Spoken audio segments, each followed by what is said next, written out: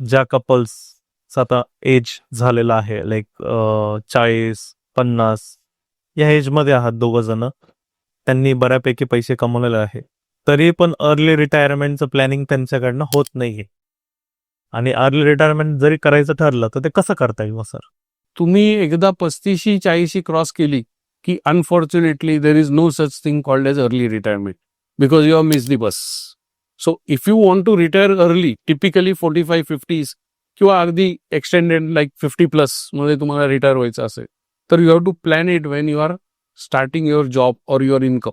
मग तुमचा बिझनेस असेल तर बिझनेसचा पहिला रुपया तुमच्या खिशात आला, नोकरी असेल तर पहिला पगार बँकेत आला, त्या दिवशी अर्ली रिटायरमेंटचं प्लॅनिंग करा. कारण तुम्ही जर 30-35 मध्ये अर्ली रिटायरमेंटचं प्लॅनिंग केलं तर त्याला मजबूत पैसा लागणार आहे. म्हणजे एक 5,000 रुपयाची SIP 25व्या वर्षी केली तर त्यातनं जेवढा पैसा जनरेट होणार आहे तेवढाच पैसा तुम्हाला 50व्या वर्षी जनरेट करायला 35व्या वर्षी सुरुवात करणाऱ्या माणसाला 1,00,000 रुपये महिना गुंतवायला लागेल. इतका मोठा फरक आहे. त्यामुळे अर्ली रिटायरमेंट प्लॅन करायची असेल ती वयाच्या 30च्या आधी करा.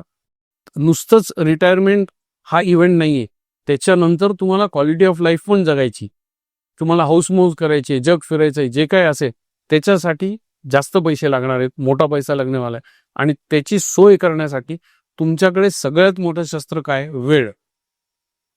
पहिले हे समजून घ्या की पैसा हा मोठा शस्त्र नाही. कितीही पैसे तुम्ही कमवले पण तुमच्याकडे वेळ नाही तर it is not going to help. So focus on time. Time is your biggest asset. आईबापांनी जर त्यांच्या मुलांना फक्त एवढंच शिकवलं की तुम्ही वेळेचा योग्य वापर करा, दिवसात तुम्हाला 24 तास दिलेत, रस्त्यावरच्या भिकाऱ्यालाही 24 तास दिलेत आणि जगातले श्रीमंत माणसालाही 24 तास दिले, त्या 24 तासाचा विनियोग वापर तुम्ही नीट करा.